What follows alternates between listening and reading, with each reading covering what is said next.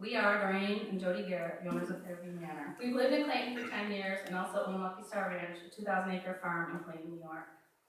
We're here to share with you our plans for Fairview Manor as a farm-based distillery, tasting room, and a restaurant and inn. We believe this property is one of Clayton's gems, and we look forward to sharing it with the community and visitors alike. The new year-round business will create new jobs, much-needed tax revenue, and an agritourism destination. But in order to be able to share this unique property with the community, we are seeking zoning oversight that appropriately regulates our operation while respecting our neighbors and opponents. The first concern was noise and large outdoor gatherings.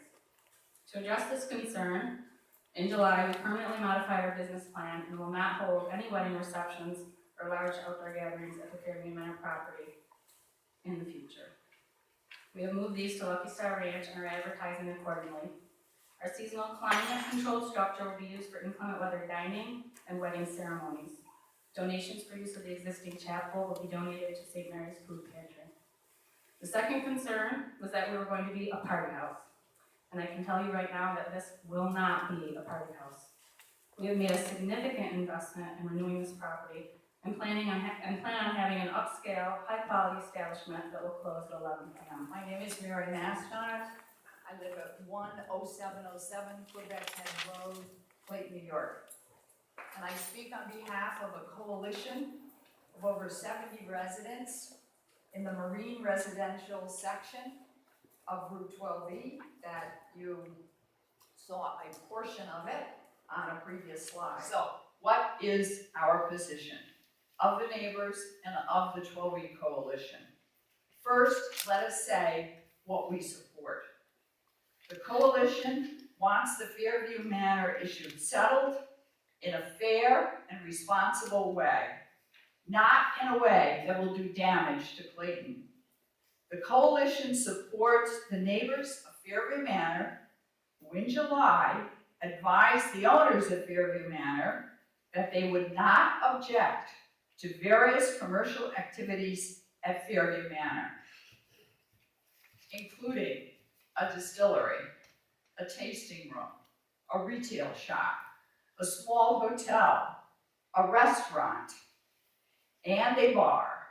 Not a sports bar, and not one like the Tilted Kilt in Watertown, which the owners operate. The owners of Fairview Manor operate. All of these uses would not be objected to, provided that 3 items were met. No outside activities occurred, including weddings, wedding parties, wedding ceremonies, or other parties. The 1,500 square foot Manor Terrace is effectively enclosed, and the 3,000 square foot party tent is permanently removed. The way to accomplish these uses and these restrictions is via a use variance. As some of you know, use variances are not easy to obtain, nor should they be easy to obtain. We are right next door to Fairview Manor. We cater to families and fishermen who come to Clayton every year to experience a quiet river atmosphere. We are not against and have never been against a business being quietly conducted at Fairview Manor. But we do know that outside activities at Fairview Manor will hurt the neighborhood and will definitely hurt our business. We know it for certain because when the prior owner violated his indoor restaurant permit by holding weddings in a tent, it was very disturbing and caused many of my customers to check out and look for quieter accommodations. All of the businesses requested by the Garretts can be operated very successfully inside. The only question is how to get these businesses get allowed to with the proper restrictions. My name is Ron Cooper. I live at 38245 Route 12E, Clayton. Pretty much everything has been covered that I wanted to say, and I'm not going to repeat everyone else. I applaud the Garretts for the work that they've done on Fairview Manor. They've done a tremendous job. I applaud them for taking wedding receptions off the table.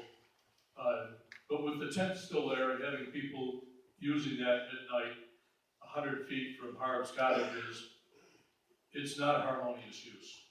If that tent went away and they did their stuff inside, I'd be one of their best customers. And I think all the neighbors feel the same. Of the 5 adjacent properties, 4 of them are residential. 1 is a temporary residence, which is the Westwinds Motel. I'm glad I came tonight, because I got a different insight into what the distillery, proposed distillery, wants to do, and how they're willing to compromise. I'm not opposed to the distillery, and I'm only representing myself. I don't represent any other group. What I am opposed to is the imposition of the MD2 district, because I think, and I had to disagree with the esteemed counsel from Bond, Shennick, and King, with his opinion that it has no precedent-setting value. It does. Many of you here, and there are a lot of people here I don't recognize. I don't think you're from Clayton. You might not know where Grindstone Island is, but it's a 6.5-mile long island across from here. The waterfront of which is zoned marine residential in the totality. There are many, many, many parcels of 5 acres or more. All of these would be subject to the imposition of a Marine Development District 2 if it met the other qualifications that was cited. My name is Jeremy Wood, 33045 State Route 12E, Cape Vincent, New York. Grew up in this town. I drove by that Fairview Manor every single day of my life. Since I was a kid, on the bus and everything else. Traveled the country for 14 years. I knew that property when I was a young man because my stepfather worked on it and turned it into a restaurant. My grandmother was at that place when it was a nunnery. My father used to go there at Sunday school. Twice a year they got to go there and enjoy the river. Now we have an opportunity to turn that into something that the public can enjoy.